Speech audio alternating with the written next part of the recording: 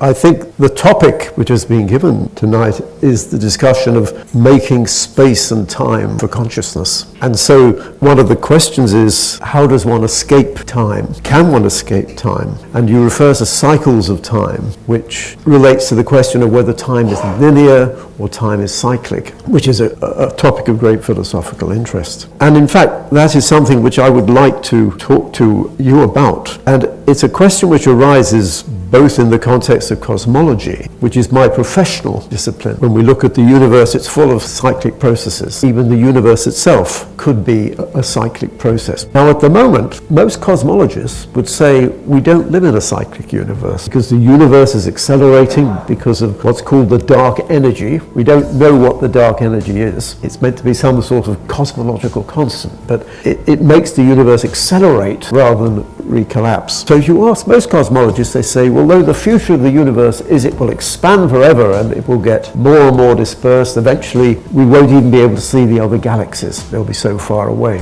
But that's interesting because if you read most of the religious texts, especially I think from the Eastern tradition, the Hindu and the Buddhist texts, there the indication is that the universe is going to recollapse and that you will actually have cycles of the universe. And I have to confess, personally, I've always favored a cyclic universe. Everything in the world we know of has cycles. It turns out that the time of the cycle is something like 20 billion years. And that's remarkably close. I mean, if the universe is going to recollapse, it will recollapse on that sort of time scale, probably. And modern cosmologists have only discovered this in the last 50 years using their telescope. And so it's remarkable that Buddha and maybe other mystics were able to get this information, whatever it was, 500 BC, many, many years ago. So it's like you have this inner space station. So we're spending, through science, we're spending billions of dollars to get this information.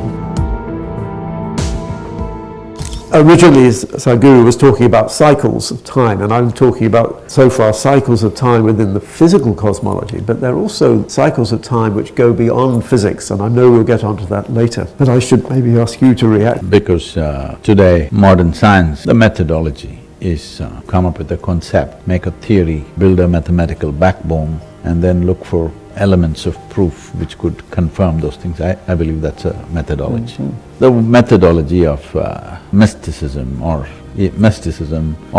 yogic way of looking at things is to turn inward and look at what we are made of. This is coming from the fundamental, in science you would say an assumption.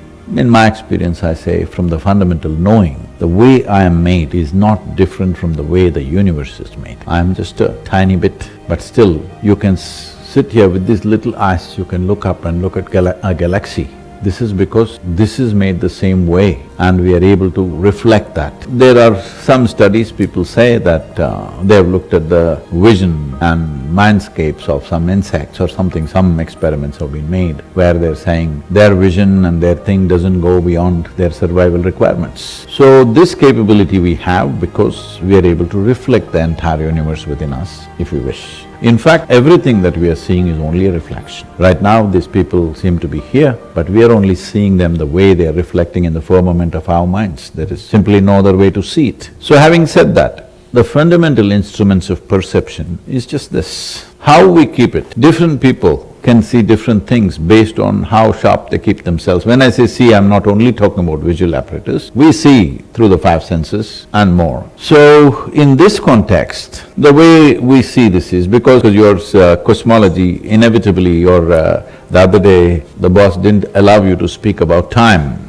But you had spoken about space, which I see personally as a consequence of time. Well, let me just articulate in simple words, what is the way we see the universe and see if how many overlaps are there, and if there are things that don't overlap, we can examine why they don't overlap. It's like this. In the yogic principle, the universe was like this. This is usually represented as an arborist, a snake, a cobra running into each other, mouth and tail included, and a hood rising here. So, this is not the European arborist, I know, they make it a circle. But this is how it was. So we call this anant, that means it's infinite. I want to tell you it's not a concept. This infinite or infinity was like this. The nature of infinity, I don't have to tell you, but for everyone. If you make infinity plus 10, it's still infinity. Infinity minus million, still infinity. So your mathematics don't work. You do plus, minus, multiply, divide, nothing. So it was like this, you could do nothing with it.